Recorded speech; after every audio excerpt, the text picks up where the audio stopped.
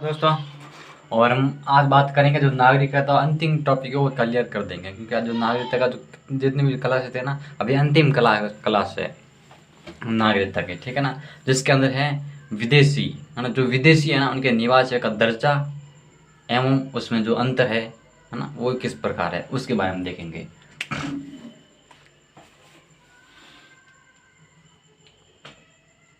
विदेशी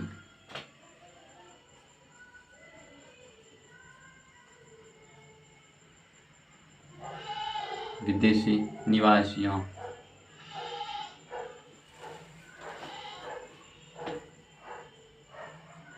को दर्जा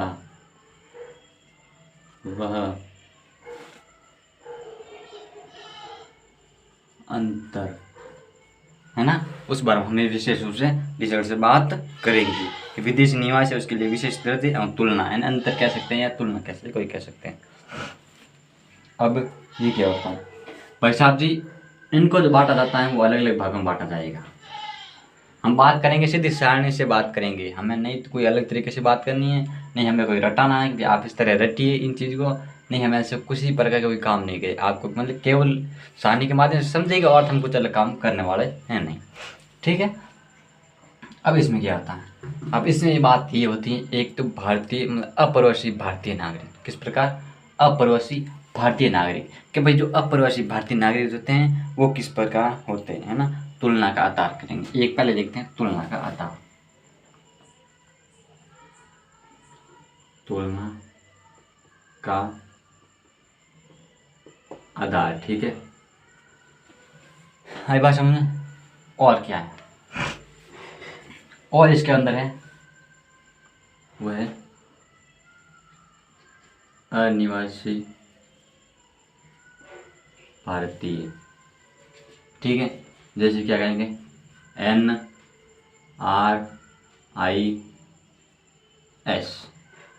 NRIS क्या कहेंगे, NRIS अनिवासी भारतीय। दूसरा कहेंगे भारत मूल क्षेत्र, है ना, भारतीय मूल निवासी, भारत के मूल निवासी, भारत के मूल निवासी, जिसे हम अलग अलग नामों से जानेंगे। जैसे इसे बोलेंगे PIO, यानी इनका जो शॉर्टकट नाम है PIO। और एक अनिवासी भारतीय, अनिवासी भारतीय तुलना का आधार NRIS और भारत के मूल निवासी PIO। अब एक और क्या है, अब इसके बारे में सबके बारे में डिटेल से हम बात करेंगे, ये क्यों दिया गया है, इसके आधार हम क्यों बात करते हैं। मतलब कि ये बात है जो विदेशी होता है ना, लोग जो भारत के थे लेकिन वो विदेशी है, उनको जो अधिकार किस किस प्रकार के वो हैं, वो उसके बारे में बात करेंगे, भारत के मूल निवासी। और फिर जो अंतिम है वो क्या है, अंतिम है वो ये है भारत के समुद्र पार ये निवासी। क्या, भारत के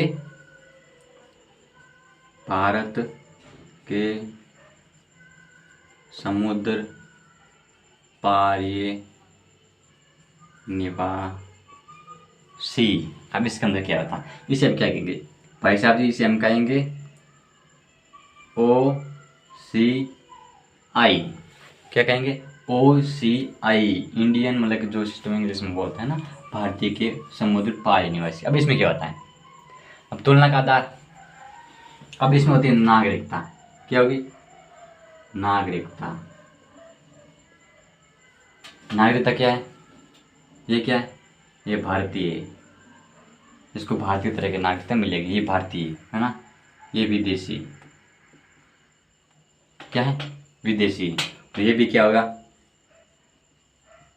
विदेशी होगा ना। ये भी भारतीय और विदेशी, और ये विदेशी, ये होगी नागरिकता। क्या होगी, नागरिकता हो गई। और इसके अलावा जो एक और है वो से हम क्या होते हैं, साधारण, ये तो होगी नागरिकता। अब बात होती है वो निवास, उनका निवास स्थान कहाँ है, कौन सा, उसका निवास स्थान कहाँ है। भाई इनका जो निवास स्थान होगा ना, भाई इनका निवास स्थान तो होगा, भाई ऐसी बात है नहीं जो निवास स्थान नहीं होगा। अब इनका निवास स्थान कहाँ पर है, निवास स्थान, निवास स्थान विदेश में,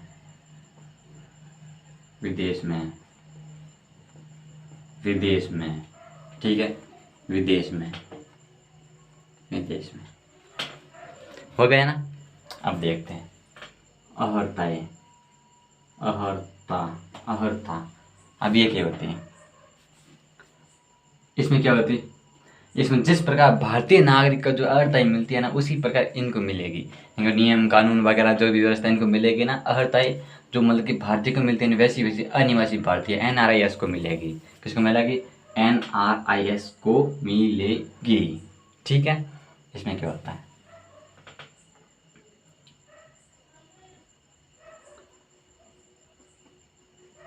भारतीय नागरिक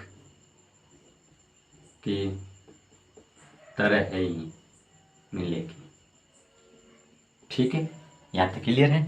अब इसमें क्या है, अब बात यह है NRIS होता क्या है उस बारे में देखते हैं। NRIS का मतलब ये है कि जो भारत का जो मूल का निवासी था, लेकिन उसको काफ़ी लंबे टाइम हो गए विदेश में रहते हुए, 20, 25, 30, 40, 50 साल आगे वहाँ पर वो घूमने के लिए गया था और वहाँ पर अपना उद्योग धंधा खोल दिया है। और जब उसने उद्योग धंधा खोला है तो मतलब वो वहाँ का रह सकता है भाई। जैसे मान लीजिए अब मैं हो गया, मैं विदेश में जाता हूँ और मैं लगातार रहूँगा, मैं कोई उद्योग धंधा खोलूँगा तो मैं वहाँ पर लगातार रहूँगा ना, तो रहूँगा, मैं उद्योग धंधा खोलूँगा तो मैं वहाँ पर कितने टाइम से, कब 30, 35, 40 साल हो गए रहूँगा, तो फिर मैं क्या होगा, NRIS हो जाएगा। क्या होगा, NRIS हो जाएगा, क्योंकि वहाँ की नागरिकता का भी ग्रहण करना पड़ेगा, क्योंकि त्याग भी हो सकता है इनको त्यागना पड़े वहाँ पर नागरिक, क्योंकि वहाँ पर हर प्रकार की सुविधा मिलेगी, सुविधा मिलेगी, वहाँ पर लगातार रहे नागरिकता वहाँ की प्राप्त कर सकते हैं ना, ऐसा होता है। तो उसे हम क्या कहेंगे, भारतीय नागरिकता की तरह ही मिलेगी, यानी कि NRIS कहेंगे। क्या कहेंगे, NRIS। अब क्या है, भारत के मूल निवासी, इसमें क्या है, इसमें बात ये है कि ऐसा व्यक्ति जो विदेश के अंदर रह रहा है, ठीक है, और उसने कभी ना कभी भारत का पासपोर्ट धारण किया हो, मतलब समझ गए, पासपोर्ट, पासपोर्ट धारण। अब आप खुद लिख देना, ठीक है ना, ये मैं पूरी डिटेल नहीं लिखूंगा क्योंकि इतनी जगह नहीं है, वहाँ पर सारा कॉलम यहाँ पर लिखना पड़ेगा। आई बात समझे, पासपोर्ट धारण, ऐसा व्यक्ति जो कभी न कभी भारत का पासपोर्ट धारण किया है, ठीक है। फिर से दूसरी बात क्या है, दूसरी बात यह है कि जब हमारा संविधान बना था है ना, 26 जनवरी 1950 को संविधान के लागू होने से पहले, या फिर वो लगभग वहाँ का कभी न कभी भारत का सदस्य रहा हो, क्या वो मतलब कि 1947 से पहले जो हमारा संविधान लागू हुआ था उससे पहले कभी न कभी भारत का सदस्य रहा हो, और या फिर हमारा 1900 संविधान मतलब कि 15 अगस्त 1947 के बाद में या उससे पहले या बाद में कोई भी क्षेत्र, ऐसा क्षेत्र जो भारत के अंदर शामिल हुआ हो, वो उसका सदस्य रहा हो, मतलब कि वहाँ वहाँ का स्थानीय व्यक्ति रहा हो, है ना, वहाँ का नागरिक रहा हो, तो फिर उसको किस प्रकार वो माना जाएगा, वो PIO माना जाए, विदेश में लगातार रह रहा है। फिर बात ये है कि इसके संबंध में चाहे उसके माता पिता यहाँ के हो या फिर उसके माता पिता यहाँ का हो, चाहे दादा दादी नाना नाना के, कोई ना कोई यहाँ पर यहाँ का होना चाहिए, है ना, यहाँ का होगा तो वो क्या होगा, PIO हो जाएगा। फिर बात है इसमें एक और जोड़ दी गई, मतलब कि भारतीय शासन अधिनियम 1935 के संबंध में जो उसके माता पिता थे वो कहीं ना कहीं उससे संबंध रहे हैं, उससे पहले वो भारत के अंदर रहे हैं, तो वो कैसा कहलाएगा, PIO कहलाएगा। मेरी बात एकदम बिल्कुल ध्यान से सुन रहे हैं ना, ठीक है। अब आगे देखते हैं। अब बात इसमें आगे और है, इसके बाद आगे बात और एक और है, क्या कि जब शादी के संबंध में, जब उनकी शादी होती है ना, तो शादी होती है फिर वो हाँ इधर घूम के लिए आ सकते हैं, है ना, भारत के अंदर रह सकते हैं। फिर शादी होने के बाद में जो उसका कार्ड बनेगा ना, वो किस प्रकार बनेगा, वो PIO के नाम से बनेगा, PIO आधार कार्ड, है ना, PIO आधार, PIO कार्ड बनेगा कि ये भी भारतीय नागरिक इस प्रकार का नागरिक है।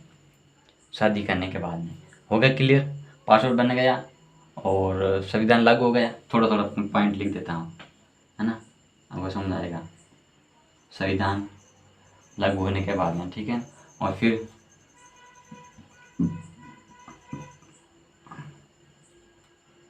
1935 का अधिनियम, ठीक है, और 1947 के बाद ठीक है, ये बात आपको ध्यान रखनी है। अब सर आगे क्या है, आगे एक और है। अब इसमें क्या होगा, इसमें भी बात ये क्या गई है कि वह व्यक्ति है ना जो 26 जनवरी 1950 से पहले या उसके बाद में कभी न कभी वो भी भारत से संबंधित रहा हो, है ना, वह व्यक्ति कभी न कभी भारत से संबंधित रहा हो। और इसके बाद में क्या है, इसके बाद में ये बात है कि उस व्यक्ति, है ना, उस व्यक्ति के माता पिता, नाना नानी, है ना, दादा दादी, किसी न किसी उसका जो संबंध क्या है भारत के साथ में रहा हो। और फिर उसका मतलब कि बेटा बेटी, पोता पोती, पड़पोते पड़पोती, जो भी जो उसकी जो पीढ़ी होती हैं, उसका संबंध भारत के संबंध में रहा हो। सॉरी, उसका जो अब जो ना पहले माता पिता, नाना नानी, दादा दादी हो गए, उसका संबंध किसने कभी न कभी भारत के संबंध में रहा हो। और फिर इनके जो ये हो गए, यानी बेटा बेटी, पोता पोती, है ना, और पड़पोती लड़पोती, जो भी सिस्टम होगा, जो भी सारे होगा, उनको क्या मिलेगा, भारत की वो मतलब वो किस प्रकार वो कहलाएंगे, वो मतलब कि OCI नागरिक कहलाएंगे। क्या कहलाएंगे, OCI नागरिक कहलाएंगे। भाई उनके जो भी वंशज होगा ना, वो किस प्रकार का लगेगा, वो कहलाएगा OCI, वो इस प्रकार का लगेगा। आई बात समझने। फिर साहब इसके बारे में क्या है, फिर इसके बारे में ये बात ये है कि शादी के बाद में, है ना, शादी के बाद में उसका कि कार्ड बनेगा, जी OCI के नाम से उसका कार्ड बनेगा, और व्यवहारिक रूप से वो इधर मतलब कि रह सकते हैं। ये बातें इसके अंदर थी, और ये थी अहर्ताएँ। क्या थी, अहर्ताएँ। आई बात समझने। आगे देखते हैं आगे क्या है, सुविधाएं।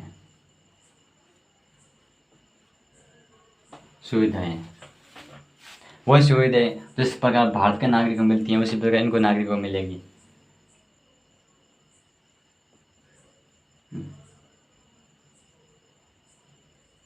भारत की तरह ही मिलेगी।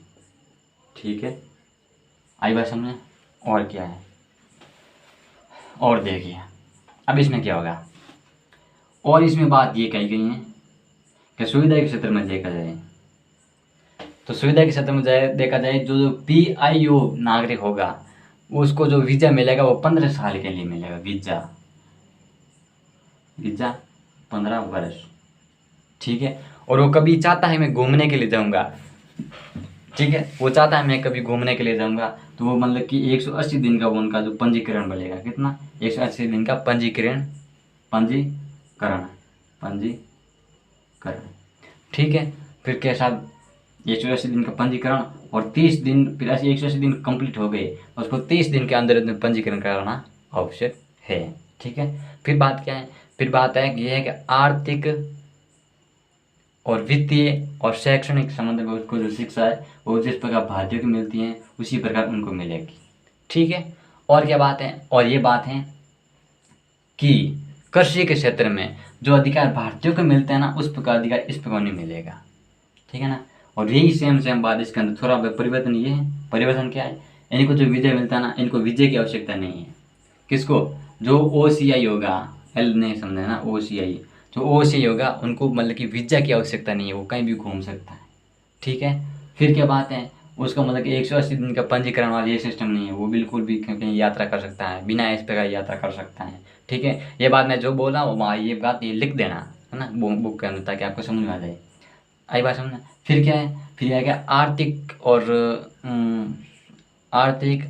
शैक्षणिक, मतलब आर्थिक, वित्तीय और शैक्षणिक, इनसे तो तीनों के अंदर इनको जो बराबर अधिकार मिलेगा, जिस प्रकार इनको मिलता है इसी प्रकार इनको। लेकिन जो कृषि के क्षेत्र में जो अधिकार इनको बराबर नहीं मिलेगा, ना इनको मिलेगा ना इनको मिलेगा। ये थी इनकी सुविधाएं। ठीक है, फिर अनुमति क्या होती है। ठीक है, अनुमति क्या है, इसके अंदर अनुमति ये है। ठीक है, इसको अनुमति लेने की आवश्यकता नहीं है। ठीक है, इन दोनों को अनुमति लेनी आवश्यक है,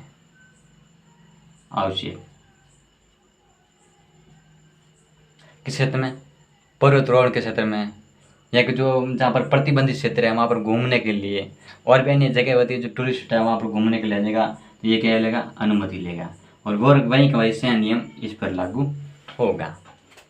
ठीक है, आगे देखते हैं आगे क्या होता है। मत देने का अधिकार, हाँ है, इसको है, इसको नहीं है। ठीक है, और इसको भी नहीं है, इसको नहीं है। फिर पद पर नियुक्त, ये हो सकता है, ठीक है ना। ये नहीं हो सकता, ये नहीं हो सकता। फिर आती है शिक्षा, ये शिक्षा ग्रहण कर सकता है, ये भी कर सकता है, ये भी कर सकता है। चुनाव नहीं लड़ सकता, नहीं लड़ सकता, नहीं लड़ सकता। ये बात थी इसकी, ठीक है। कौन सा मतलब NRIS होगा, कौन सा भारत का मूल निवासी होगा, इसका मतलब ये है वो कभी न कभी व्यक्ति विदेश मतलब कि भारत के अंदर रहा है, उसका कभी न कभी समय भारत के क्षेत्र में रहा हो और विदेश के समय क्षेत्र में लगातार लंबी टाइम वो रह रहा है, तो वो कैसा कहलाएगा, PIO कहलाएगा, ठीक है।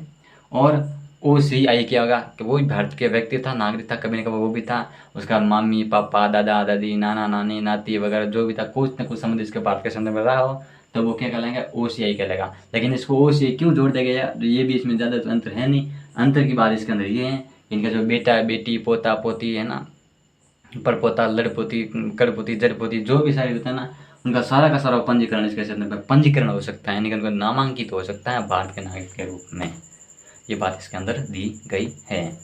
फिर क्या है, फिर इसके अंदर एक जो संविधान में संशोधन होता है, इसके अलावा है ना, ये कंप्लीट है ना, इसके अलावा हम और देखते हैं नागरिकता के संबंध में संशोधन हुआ था। कब हुआ था, 2015 के अंदर, 6 जनवरी, ठीक है। इसके अंदर क्या गया, इसके अंदर बात ये क्या बात बोली गई थी कि पहले क्या था, नागरिकता के क्षेत्र में कोई भी विदेशी व्यक्ति था, वो चाहता था कि मुझे भारत में रहना है। मान लीजिए कोई भारत का मतलब विदेश का था, पाकिस्तान का था, जापान का था, अमेरिका था, जो भी था, पाकिस्तान इसके अंदर शामिल है ना, पाकिस्तान को नहीं किया, पाकिस्तान बांग्लादेश भूटान नेपाल इसको नहीं किया एक बार, इसको बाद में करेंगे। तो इसमें क्या था, अमेरिका था, अमेरिका वाला यहाँ पर लगातार 1 साल से रह रहा है, वो 5-6 साल से रहता था, लेकिन उनको नागरिकता नहीं मिल रही थी, काफ़ी टाइम से रहता 7 साल, उसके बाद में वहाँ नागरिकता मिलती। लेकिन इसमें एक बात मैंने नहीं बताई थी, नागरिकता के क्षेत्र में इनको नागरिकता हासिल कर सकता था नागरिकता के क्षेत्र में, और इसकी जो नागरिकता की सीमा थी वो कितनी थी, 7 साल थी, है ना। और इसकी नागरिकता की सीमा थी कितनी, 5 साल, 5 साल में ये नागरिकता हासिल कर सकता था, इस प्रकार की बात थी, ठीक है। अब वापस यहाँ पर आते हैं, अब बात थी 6 जनवरी की। तो इसका मतलब ये था कि वह व्यक्ति जब वो 5 साल लगातार रहता था, 5 साल फिर उसको भारत की नागरिकता ग्रहण करनी पड़ती थी। लेकिन अब इसमें क्या किया है, इसमें एक बात बोली गई भी 1 साल के अंदर अगर ये जो भारत में वो रह रहे हैं तो उसको वो भारत की नागरिकता हासिल कर सकता है, ठीक है साहब, ये बात मंजूर है। फिर इसमें क्या है, फिर इसमें एक बात और थी कि वो 12 में 1 साल में कितना महीने होते हैं, 12 महीने होते हैं ना। अब वो 12 महीने लगातार भारत के अंदर रहता हो तो सिर्फ भारतीय नागरिकता हासिल करेंगे। लेकिन यदि विकट परिस्थिति होती हो, तो यदि संसद चाहती है तो उसको क्या 12 महीने में ना बांट सकते हैं, अलग 30 दिन, न 30 दिन यहाँ पर रहा, 30 दिन वहाँ पर रहा, 30 दिन आगे रहा, 30 दिन उधर रहा, तो इस प्रकार वो अलग बांटने से वो क्या हो जाएगा, 1 साल पूरी करके 2 साल में पूरी करता तो भी ठीक है, 2 साल में पूरी करके तो भी उसको क्या भारत की नागरिकता मिल जाएगी, ठीक है। और सब इसके अंदर क्या था, और इसके अंदर ये बात थी कि जो OPIO था, है ना, इसके जो प्रतिबंध वगैरह लगे थे, इसमें कुछ अंतरित था ना, उसको क्या कर दिया गया, उसको इसके अंदर शामिल कर दिया। क्या, जिस प्रकार OCI को मतलब कि इज्जत वगैरह महत्व वगैरह जो मिलता है, जो अधिकार वगैरह मिलते हैं, उस वही भी इससे हमको उसको अधिकार मिलेगा, PIO को अपने मिलेगा। कब किया गया, 6 जनवरी 2015 को। ये था मतलब ये थी विशेष बात, बाकी इसके अलावा कोई विशेष बात और ठीक है। और इसके अंदर ये बात थी। फिर इसके बाद में 2019 के अंदर और संविधान में संशोधन किया गया नागरिकता के क्षेत्र में। उसके अंदर क्या कहाँ शामिल किया गया, उसके अंदर बात ये शामिल थी कि भाई जो पहले में कुछ विशिष्ट हमें परिस्थितियाँ देखने को मिलती थी, उसमें कुछ परिवर्तन किया गया। मतलब सर, मतलब इसका ये है, जैसे 5 धर्म, क्या, हिंदू, सिख, ईसाई, बौद्ध, जैन, पारसी, इन 6 धर्मों के लोग भारत के अंदर वो लगातार रहते हैं तो उसे भारत की नागरिकता दी जाएगी, ठीक है साहब इसके अंदर। लेकिन एक बात ध्यान रखना है, हिंदू, सिख, बौद्ध, जैन, फारसी, ईसाई, लेकिन इसके अंदर मुस्लिम नहीं आया, मुस्लिम इसके अंदर शामिल नहीं है। आई बात समझ, ये इसके अंदर शामिल है। लेकिन इन क्षेत्रों के अंदर बांग्लादेश, नेपाल, भूटान और पाकिस्तान, इनके जो भी व्यक्ति हो गए ना, इसके अंदर शामिल नहीं करेंगे, ठीक है। लेकिन कुछ बाद में परिस्थिति के अनुसार उसको शामिल कर दिया है, पहले इसके मना कर दी गई थी। फिर इसमें क्या थी, फिर कि इसके अंदर था कि जो वह व्यक्ति अनुच्छेद नहीं, धारा 2B(a), धारा कौन सी, 2B(a) धारा के अंदर कि भाई वह व्यक्ति जो लगातार भारत के अंदर रह रहा है और उसको नई अधिकार दिए गए, सॉरी उसको उसने नहीं तो उसके पास पासपोर्ट था, है ना, और नहीं उसके पास ऐसा कुछ वीज़ा वगैरह जो भी था नहीं, उसके कोई पास में था नहीं, है ना, उसको फिर भारत मतलब कि उनको विदेशी नागरिकता ने कुछ भी नहीं दिया गया, मतलब बिना नागरिक वाला व्यक्ति उसको घोषित कर दिया गया था। तो फिर इसके अंदर किया गया कि भाई इसके अंदर ये बात कर दी गई कि वो भारत का नागरिक कहलाएगा, है ना, कि भाई इसको अंदर वीज़ा वगैरह नहीं थे, मतलब वीज़ा वगैरह इसके पास नहीं है तो वो क्या कहलाएगा, भारत का नागरिक कहलाएगा। नहीं, वर्तमान में उसके अंदर पास में नहीं है, फिर वो व्यक्ति आ गया लंबे टाइम पर यहाँ रहने लग गया और उसके पास ये बात नहीं है कि भी मेरे पास वीज़ा वगैरह नहीं है, तो वो फिर क्या मतलब कि धारा 2B(a) के अंदर उसका क्या भारत का नागरिक के रूप में वो धारण कर सकता है। फिर क्या है, जो इसके जो पहले केस चले थे, जो पहले और थे जिसके अंदर पासपोर्ट वगैरह नहीं थे, है ना, कुछ भी नहीं था, इसके अंदर जो पहले केस चले वो सारे के सारे इसमें क्या कर दिया, रद्द कर दिया। क्या कर दिया, रद्द कर दिया गया। इस प्रकार वो भारत के नागरिक हासिल कर सकते थे। आई बात कंप्लीट, आगे दिमाग। और जो ये 2019 वाला है ना, 2019 वाला ये कब लागू हुआ था, ये 12 दिसंबर, कब हुआ था, 12 दिसंबर। ठीक है, अगली बात समझना। अब इसके आगे क्या था, इसके आगे बात ये है कि जो ये सारा कंप्लीट था, नागरिकता सारी कंप्लीट हो गई है और इसके अंदर हो सकता है एक दो आपका मतलब कि बातचीत और है, पॉइंट एक दो और होगा जिसका बात हमने बीच में बोली नहीं थी, लेकिन अब धीरे धीरे याद आते हैं, उस प्रकार हम बता देते हैं कि भाई हाँ इस प्रकार इसके अंदर बातें थी कि किस प्रकार, और इसके अंदर जो नियम वगैरह बने थे, है ना, इसके अंदर एक बात थी 11 साल, है ना, 11 साल। पहले क्या था, 11 साल वो भारत में लगातार रहता था, उसकी भारतीय नागरिकता मिलती थी, लेकिन अब क्या कर दिया, 5 साल, 5 साल भारत में रहना चाहिए, रहना चाहिए।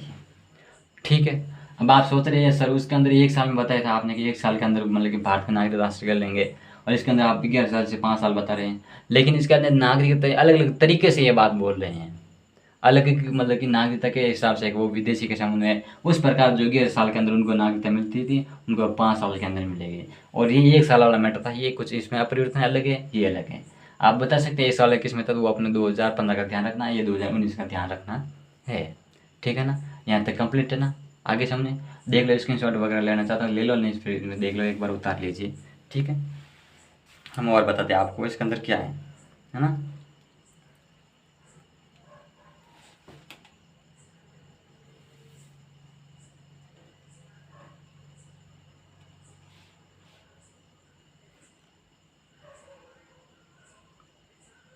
इसमें एक बात थी कि संशोधित बंगाल ईस्टर्न फ्रंटियर रेगुलेशन, है ना, 1873 के तहत इन लाइन वाले क्षेत्रों पर भी लागू नहीं होगा। इस प्रावधान के दायरे में अरुणाचल, मिजोरम और जो मतलब कि नागालैंड, इसके अंदर कौन शामिल नहीं थी, मिजोरम, नागालैंड ना त्रिपुरा, इसके अंदर शामिल नहीं थी। आई बात समझ, इसके अंदर ये शामिल नहीं थी। तो यहाँ तक हो गई क्लियर। अब पढ़ते रहिए, मेहनत करते रहिए, क्योंकि ज़िंदगी मेहनत करने से ही मिलेगी, है ना, सफलता हासिल होगी। तो मेरा अंतिम में ये मतलब यही बोलता हूँ, लगातार क्लास में मेरा का यही मतलब कि प्रेरणा है कि पढ़ना हमारे के लिए ज़रूरी है। हम नौकरी तक सीमित ना रहे और पढ़ लेके मालिक के रूप में उभरे, है ना, हमेशा मालिक की बनने की कोशिश रखें कि मैं कुछ ना कुछ मालिक बनूँ, क्योंकि मैं मालिक बनूँगा ज़्यादातर मैं नौकरियाँ दूंगा ना। आप नौकरी लेने की बजाय नौकरी देने की कोशिश कीजिए। आई बात समझ, आप ज़्यादा से ज़्यादा सोचिए कि यार मैं नौकरी के लिए इतना तड़प रहा हूँ, मुझे नौकरी चाहिए, तो क्या मैं ऐसा कर सकता हूँ, किसी को मैं नौकरी दे सकता हूँ। जो सैलरी में नौकरी के अंदर लगूंगा, मेरे को 40-50 हज़ार होगी, तो मैं क्या सके कुछ बन सकता हूँ मालिक, जो मेरा नीचे जो नौकर बनते हैं उनको 40-50 हज़ार तनख्वाह उनको मिले। सोचते हैं ना, ये दिमाग में आना चाहिए। तो हमें मालिक बनने की उम्मीद रखिए, ताकि कुछ आप मालिक बनेंगे ना, तो फिर जैसे टैक्स वगैरह, है ना, इनकम टैक्स सारी हम मतलब कि आर्थिक जो खजाना था उसके अंदर, राजस्व जो खजाना था उसके अंदर शामिल होगी, तो कभी न कभी गरीब व्यक्ति के अंदर विकास के काम आएगी। तो हमेशा नौकर बनने के बजाय मालिक बनना सीखिए। थैंक यू वेरी मच, धन्यवाद।